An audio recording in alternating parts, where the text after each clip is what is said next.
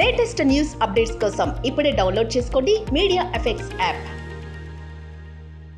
ఇప్పుడు market value ఒక ప్లేస్ని మనం బయట అనుకునే రేటు కొనుక్కునేది ఒక ప్రైస్ ఉంటుంది. అలా కాకుండా ఒకవేళ if it is lost or వాళ్ళు పోగొట్టుకున్నారు, సో అది what is the procedure for it legally? ఒకవేళ ప్రాపర్టీ డాక్యుమెంట్స్ ఎవరైనా మిస్ చేసుకుంటే, అలా వాళ్ళు ఎవరికైనా అమ్మేశారు అనుకోండి, నాకు జీపే ఉంది, నేను విజయవాడ దగ్గర ఉన్న పొలం దగ్గర ఎస్ఆర్ఓ ఏదైతే ఉందో నా పొలం వచ్చేది, అక్కడికి వెళ్ళి వాళ్ళకి ఈ పేపర్స్ అన్ని చూపిస్తా. సో దాన్ని సబ్మిట్ చేసి పిటిషన్ ఫైల్ చేయొచ్చు కోర్టులో. ఈ విధంగా మీకు మీ డాక్యుమెంట్స్ చేతికి వస్తాయి. Hi, welcome to Family Law Podcast with Advocate Kavya and me, Nivedita. Hi Kavya. Hello Nivedita. So I think last two episodes we spoke a lot on legal issues for women, harassment, all of these kada. Aithe today I was thinking చాలా వరకు property issues మీద కూడా చాలా questions వస్తూనే ఉంటాయి.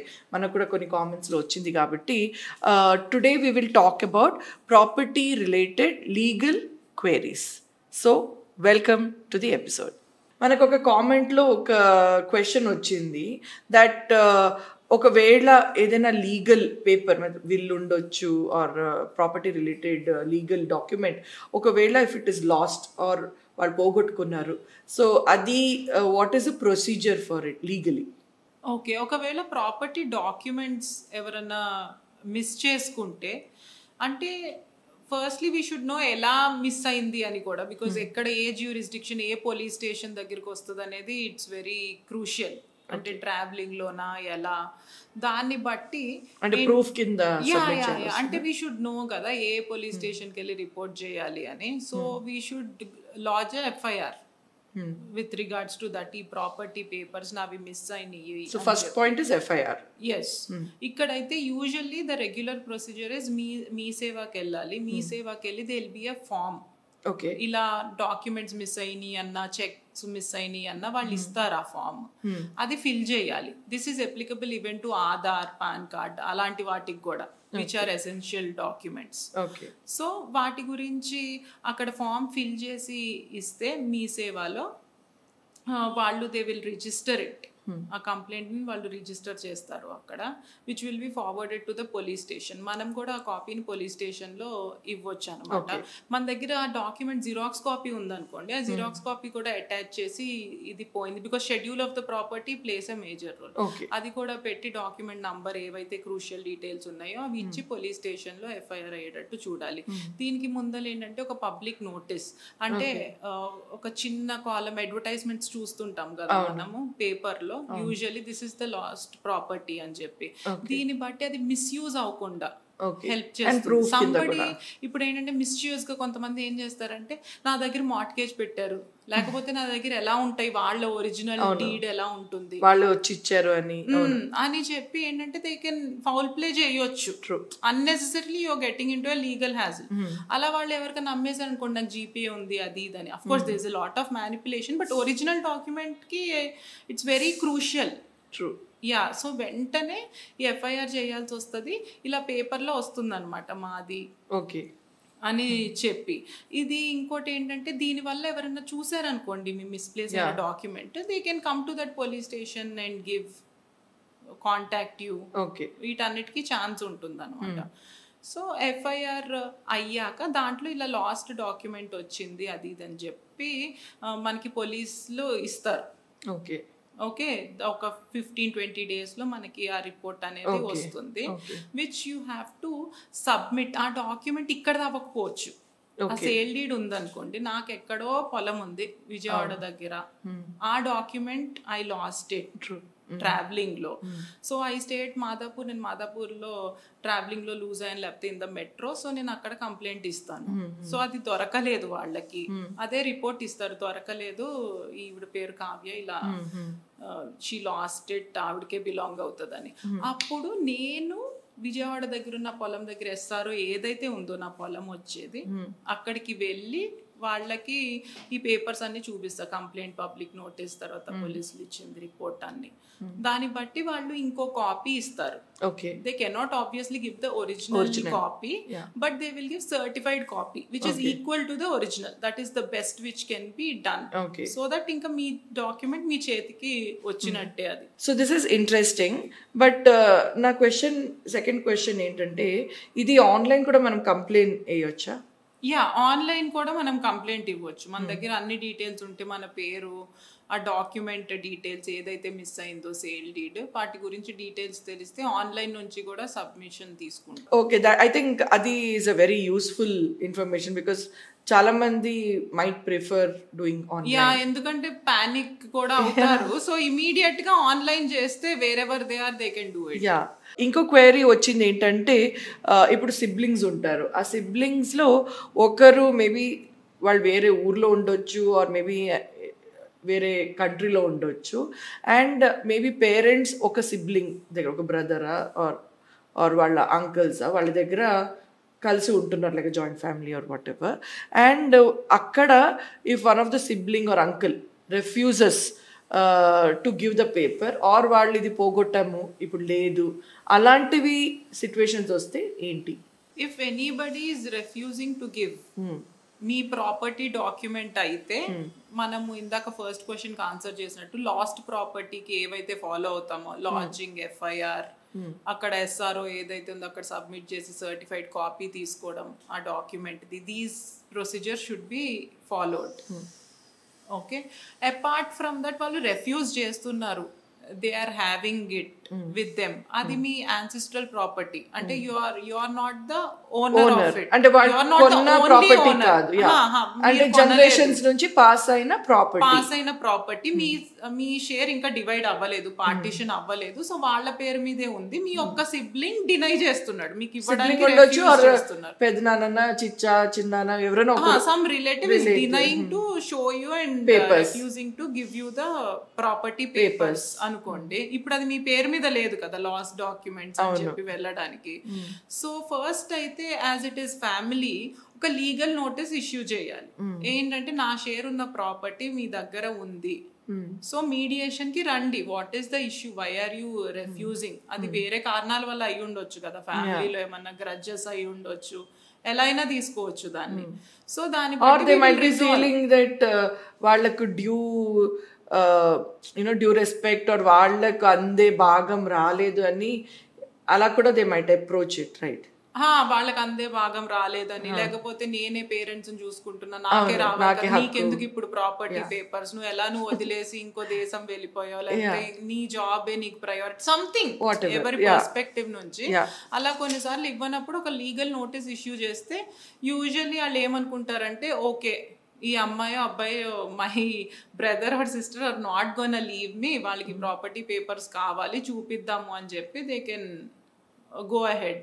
లేదు, చూపించడం లేదు, ఇంకా డినై చేస్తున్నారు, రెఫ్యూజ్ చేస్తున్నారు, వేరే వేరే రీజన్స్ ఇస్తున్నారు, ఇలా మీడియేషన్కి రావట్లేదు, రిప్లై నోటీస్ ఇవ్వడం కానీ ఏమీ లేదు అనుకోండి, నెక్స్ట్ స్టెప్ మీ దగ్గర legal heir certificate or family member certificate ఉంటుంది. సో దాన్ని సబ్మిట్ చేసి పిటిషన్ ఫైల్ చేయొచ్చు కోర్టులో. ఈ విధంగా మీకు మీ డాక్యుమెంట్స్ చేతికి వస్తాయి. Can you tell what are the best legal ways to transfer property?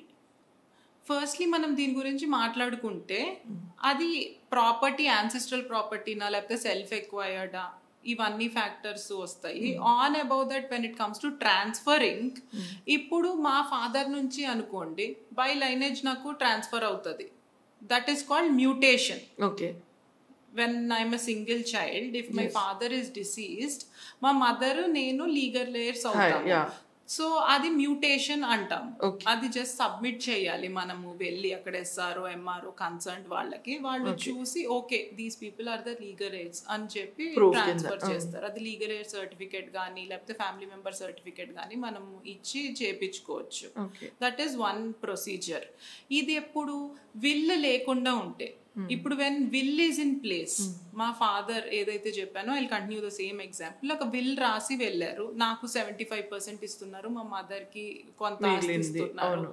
అలా ఒక విల్ డీడ్ చేసి రిజిస్టర్ చేశారు అనుకోండి, దాన్ని బట్టి ఆ డివిజన్ అనేది జరుగుతుంది. అఫ్ కోర్స్ విల్ డీడ్ ని ప్రొబేట్ చేయాలి, దేర్ ఇస్ వన్ ప్రొసీజర్.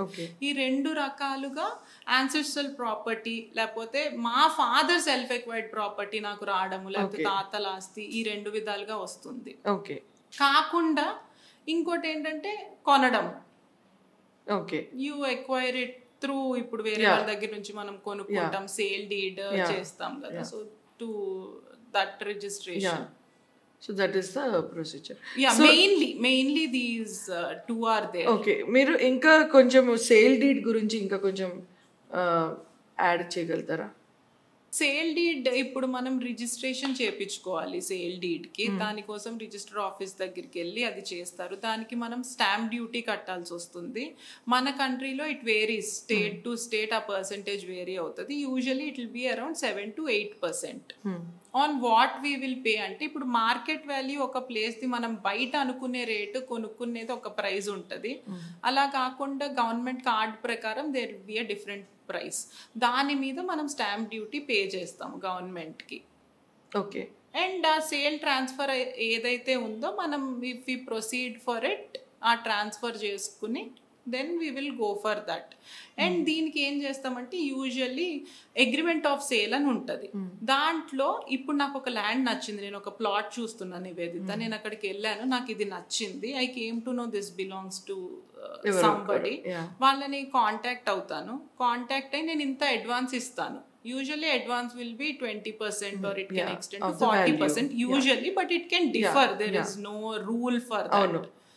అది మన అంటే మన బ్యాక్గ్రౌండ్ ని బట్టి వాళ్ళ ఇష్టం ని బట్టి if they are okay with it అంతవరకు ఆ పర్సెంటేజ్ ఇస్తాను. అండ్ అప్పుడు ఒక 3 months or 2 months టైం పెట్టుకుని which will be return in the agreement of sale.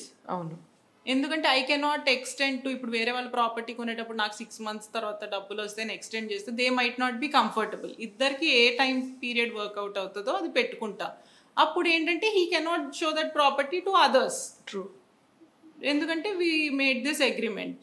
దాంట్లో ఇలా 2 months తర్వాత సేల్ చేసుకుంటానని we will go for those sale proceeds. మిగతా అమౌంట్ ఒకవేళ ఇది గిఫ్ట్ డీడ్ ఉంటే, గిఫ్ట్ డీడ్ అనేది usually we will gift it to మన family members, like father in law to daughter in law ఉండొచ్చు, ఆర్ పెద్దనాన్న వాళ్ళ niece, uncle to niece or nephew ఉండొచ్చు. ఇలాంటి సిచ్యువేషన్స్ ఉంటాయి కదా. ఎస్, సో అలాంటి సిచ్యువేషన్స్ లో గిఫ్ట్ డీడ్ చేయొచ్చు. గిఫ్ట్ డీడ్ పర్సెంటేజ్ చాలా తక్కువ ఉంటది compare to the sale deed between relatives.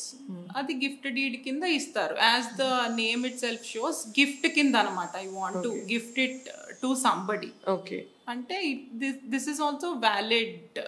Okay, legal paper. Okay. It is completely valid form of transfer. Okay. Gift deed చెప్పారు కదా, వాట్ అబౌట్ ఒక స్త్రీ ఒక ఇచ్చిన గిఫ్ట్ డీడ్, అది ఎలా అప్లికేబుల్ అవుతుంది లీగల్లీ? ఇప్పుడు అది ఒక మహిళకి ఇచ్చిన గిఫ్ట్ అనుకోండి, వేరే వాళ్ళ తరపు నుంచి అంకుల్ నుంచి అలా ఇచ్చిన గిఫ్ట్ అయితే they will be some discount. అంత ప్రైస్ కట్టకుండా ఏమైతే ఉంటుందో మనం గవర్నమెంట్ కి ఇస్తామో దాని మీద కొంచెం డిస్కౌంట్ వస్తుంది, సేల్ డీడ్ లో అయినా గిఫ్ట్ డీడ్ లో అయినా. Okay, what about power of attorney అంటే ఏంటి? పవర్ ఆఫ్ అటార్నీ, ఇప్పుడు ఐఎమ్ స్టేయింగ్ ఎల్స్వేర్, నేను హైదరాబాద్ లో ఒక ప్రాపర్టీ కొంటున్నాను. సో మా మదర్ ని she is capable of doing this deed there అని చెప్పి నేను ఇస్తాను అనమాట. Special power of attorney GPA గానీ టు గివ్ దట్ రైట్. దాంట్లో రకరకాలు ఉంటాయి. జీపీఏలో it is a very big subject. దాంట్లో రకరకాలు ఉంటాయి. అంటే ఇప్పుడు usually what is preferable is నా దాంట్లోకి, నా అకౌంట్ లోకి అమౌంట్ రావాలి. They will just represent me for this purpose. That is the అంటే మీరు ట్రావెలింగ్ ఉండొచ్చు, ఆర్ ఎన్ఆర్ఐ గా ఉండొచ్చు, ఆర్ వాట్ ఎవర్, ఆ మొమెంట్ కి అవైలబుల్ ఉండకపోవచ్చు. అప్పుడు మీరు ఎవరైనా రిప్రజెంట్ చేయడానికి మీరు లీగలీ వాళ్ళని నామినేట్ చేస్తున్నట్టు. అవును, టు రిప్రజెంట్ అక్కడ దాకా చేస్తేనే బెటర్. మళ్ళీ దానిలో కూడా వేరే వేరే ఉంటాయి, but it gets complicated. Usually the preferred one legal is you be there. Otherwise ఇట్లా ఇమీడియట్ రిలేటివ్ ని ఒకళ్ళని పెట్టుకుని జస్ట్ రిప్రజెంటేషన్ అక్కడ, as you can't be physically present, అక్కడ వరకు చేస్తే మంచిది. ఓకే, ఇప్పుడు విల్ ఆర్ అగ్రిమెంట్, దీని గురించి ఇంకా కొంచెం డీటెయిల్ గా చెప్పగలుగుతారా? విల్ డీడ్ అనేది నా ఆస్తి ఉంది, నేను ఎవరికి ఎలా పంచదలుచుకున్నాను అంటే ప్రాపర్టీ ట్రాన్స్ఫర్, ప్రాపర్టీ ట్రాన్స్ఫర్ ఎలా చేయదలుచుకున్నాను. అది ఇప్పుడు నా సెల్ఫ్ ఎక్వైర్డ్ ప్రాపర్టీ, నన్ను ఒక సన్ చూసుకుంటున్నాడు, ఇంకో సన్ చూసుకోవట్లేదు. అంటే ఫర్ వాట్ ఎవర్ రీజన్స్ కొంతమంది ఇప్పుడు చూస్తున్నాం కదా. డిస్ప్యూట్ అంటే not like land dispute, but parents చూసుకొని వాళ్ళు పిల్లలు ఉంటారు కదా, సో ఒకళ్ళే చూసుకుంటున్నారు మెడికల్ ఎక్స్పెన్సెస్ కానీ వాళ్ళ ఇంట్లో ఉంచుకోవడం కానీ. So I want to give bigger share one particular child. Yeah, so will deed లో మన ఇష్టం, ఎలా అయినా మనము self acquired same thing applicable even to daughter or son. Daughter or son అది చేయొచ్చు, బట్ రిలేటివ్ కూడా ఉండొచ్చు.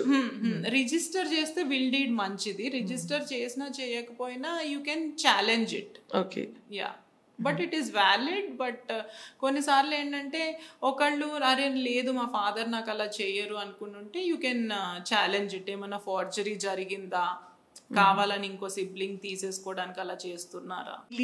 లీగల్ స్టాండింగ్ కరెక్ట్ గా ఉంటే ఎప్పుడు ఇట్ ఈస్ క్లియర్ గా ఉంటుంది, బెనిఫిషియల్ గా ఉంటుంది ఎవరికైనా. పేరెంట్స్ ఉండొచ్చు, సిబ్లింగ్ ఉండొచ్చు, రిలేటివ్ ఉండొచ్చు, లేకపోతే ఎవరైనా ఒకరు ఏదో యునో అన్నోయింగ్ ఫ్యాక్ట్స్ వల్ల if they die, unnecessary complications రాకుండా ఇలాంటివి అన్ని అన్నెసెసరీ కాంప్లికేషన్స్ ఎలా డివైడ్ చేసుకోవాలి, ఎలా చెయ్యాలి, unnecessary complications. And will deed లో ఏంటంటే యూజువల్ గా మన దగ్గరికి వచ్చి రాయిపించుకునే వాళ్ళు, ఇప్పుడు వాళ్ళకి 3 పిల్లలు ఉంటే daughter is not doing well in life, వాళ్ళు కొంచెం చితికిపోయి ఉన్నారు అలా అంటారు, సో ఎక్కువ పోర్షన్ ఆమెకి ఇద్దాము, షీ నీడ్స్ ఇట్ అన్నట్టు. సో అలా యూజువల్లీ అలా చేస్తుంటారు. మన దగ్గరికి వచ్చి రాసే వాళ్ళు ఏంటంటే ఏ పిల్లలైతే కొంచెం స్టేబుల్ గా లేరు, ఇన్కమ్ స్టేబుల్ గా లేదో వాళ్ళకి ఇద్దాము అని ప్రిఫర్ చేస్తూ ఉంటారు. దీనికి జస్ట్ రిజిస్ట్రేషన్ కాస్ట్స్, ఇంకా దానికి స్టాంప్ డ్యూటీ అలాంటివి ఏమీ ఉండదు.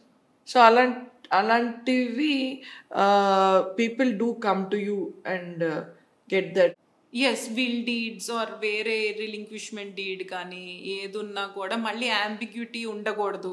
రేపు డౌట్స్ వచ్చినాయి అనుకోండి, ప్రాపర్టీ ఈజ్ ఇన్వాల్వ్డ్ కదా, your hard earn money is involved కాబట్టి వచ్చి ఒక టీమ్ ఉన్నారు, they prepare all these agreements and deeds, వాళ్ళ ద్వారా చేయించుకుంటారు. మనం చేస్తాం ఇది. ఇప్పుడు రిలింక్విష్మెంట్ డీడ్ గురించి జస్ట్ మెన్షన్ చేశారు కదా, అంటే ఏంటి? రిలింక్విష్మెంట్ డీడ్ అంటే ఇప్పుడు ఒక ప్రాపర్టీలో ఒక 3కి వాటా వచ్చింది, అయితే ఒకళ్ళకి అది అవసరం లేదు ఫర్ వాట్ ఎవర్ రీజన్స్, లేకపోతే ఇంకొకళ్ళకి ఇద్దాము అంటే అనుకుంటున్నారు. ఎవరి పరంగా అవసరం లేదు, పేరెంట్స్ పరంగా ఆర్ ఆ సిబ్లింగే నాకు అవసరం లేదు అని చెప్పడం? ఆ సిబ్లింగే అవసరం లేదు, because he or she is doing it can be anything. ఇప్పుడు ఒక ప్రాపర్టీ మా ఫాదర్ నుంచి మా మదర్ కి నాకు వచ్చింది అనుకోండి, మా మదర్ కి ఆవిడ షేర్ ఉంచుకోవడం అవసరం లేదు, she wants to give it to me only. అలాంటప్పుడు రిలింక్విష్మెంట్ డీడ్ కి వెళ్ళొచ్చు, relinquishing her rights on that property and telling I no longer, అంటే స్వతహాగా మనకి మనం ఆ ల్యాండ్ మీద ఉన్న రైట్స్ ని నేను రిలింక్విష్ చేయాలనుకుంటే మా మదర్ పేరు మీద రిలింక్విష్ చేస్తాను. I give it to my mother. Sibling కైనా నేను నా ప్రాపర్టీ అంతా షేర్ వాళ్ళకి వెళ్తుంది. ఇది వింటూనే ఉంటాం కదా, వాళ్ళు అతను అబ్రాడ్ లో ఉన్నాడు సో ఇక్కడ ఉన్న బ్రదర్ కే ప్రాపర్టీ ఇచ్చేయండి అన్నాడు, and that is done to relinquishment deed అన్నమాట. దీనికి కూడా స్టాంప్ డ్యూటీ ఉంటుంది కానీ compare to will deed, gift deed వాటన్నిటి మీద తక్కువ, అరౌండ్ 0.5% అట్లా ఉంటుంది. ఓకే, అయితే ఇది ఫ్యామిలీ సెటిల్మెంట్ డీడ్ కింద వస్తుందా? Relinquishment deed. ఫ్యామిలీ సెటిల్మెంట్ డీడ్లో ఏంటంటే ఇప్పుడు లీగల్ ఎయిర్ సర్టిఫికేట్ గురించి మాట్లాడాం మనము. దాంట్లో ఇప్పుడు 5 ఉన్నారనుకోండి, ఆ 5 ఆస్తిని ఎలా పంచదలుచుకుంటున్నారు అంటే స్పౌజ్ ఒకళ్ళు, పిల్లలు 2 డాటర్స్ 2 మగ పిల్లలు అనుకోండి, వీళ్ళు ఎలా పంచుకోదలుచుకుంటున్నారు. యాజ్ ఐ సెడ్, ఇంతొకళ్ళది. లేకపోతే కొన్నిసార్లు ఏమవుతుందంటే ఒక ల్యాండ్ ఉంటుంది, ఆ ల్యాండ్ లో అందరికి రైట్స్ వస్తాయి. ఐ హ్యావ్ 5 ప్రాపర్టీస్ అనుకోండి వాళ్ళకి. ఆ 5 ప్రాపర్టీస్ లో అందరికి 5 5 ల్యాండ్స్ మీద రైట్ ఉంటుంది ఈక్వల్ గా. కానీ అలా వర్కౌట్ అవ్వదు కదా యూజువల్లీ. సో ఏం చేస్తారంటే ఈ 5 ప్రాపర్టీస్ లో వాళ్ళు మాట్లాడుకుని ఒక్కొక్క ప్రాపర్టీ ఒకళ్ళు కూడా తీసుకోవచ్చు. లేకపోతే నేను హైదరాబాద్ లో ఉంటున్నాను, usually it is done that way. నేను హైదరాబాద్ లో ఉంటున్నా, ఇంకొకళ్ళు ఎవరో ఆ దగ్గరలో ఉంటున్నారు, మేమిద్దరం హైదరాబాద్ ప్రాపర్టీ పెట్టుకుంటాం, మా పిల్లలకి ఇస్తాము. సో బెంగళూరులో మేము ఎలానో వెళ్ళాము, you can have that property అని ఇంకొకళ్ళకి ఇచ్చేసి, అలా వాళ్ళు కూర్చుని 5 ప్రాపర్టీస్ మీద డెసిషన్ తీసుకుని ఎవరు ఏ ప్రాపర్టీ పంచుకుంటారు, ఏ షేర్ పంచుకుంటారు అని చెప్పి వాలంటరీగా విత్ ఫ్రీ కన్సెంట్ ఒక డీడ్ రాసుకోవచ్చు. That is called family settlement deed. Okay, I think ఈరోజు we spoke on many things of different kinds of deeds and rights of sibling or passing from parents నుంచి కానీ వాళ్ళ పిల్లలకు pass చేసే property deeds గురించి. ఇలాంటివి మీకు ఇంకా కొన్ని డౌట్స్ ఉంటే నెక్స్ట్ ఎపిసోడ్లో we will definitely talk about it, and you can reach out to Kavya on the comment section. Anything else that you think I missed? Not anything else you missed, but ఎక్కువ వచ్చే క్వైరీస్లో ఏంటంటే కొంతమంది మేము sale deed చేసుకోవాలా, మా అమ్మమ్మకి property ఉంది, మా మదర్కి వచ్చేటట్టు సేల్ డీడ్ చేసుకోవాలా, లేకపోతే మేము సేల్ డీడ్ చేసుకోవాలా ఆ ప్రాపర్టీని అంటారు. అది అవసరం లేదు. త్రూ మ్యూటేషన్ మీ దగ్గర legal heir certificate or family member certificate ఉంటే అది జరుగుతుంది. సో సేల్ డీడ్ కి అవసరం అసలు ఉండదు. అది చాలా మందికి తెలీదు. That is one common query where they will say sale deed చేసుకుందాం అనుకుంటున్నాము, రిజిస్టర్ చేసుకుందాం అనుకుంటున్నాము అని చెప్పి. That is one thing I want to address. Okay, so I hope this podcast was useful, and మీకు ఇంకా ఏమైనా క్వైరీస్ ఉంటే do get in touch with us.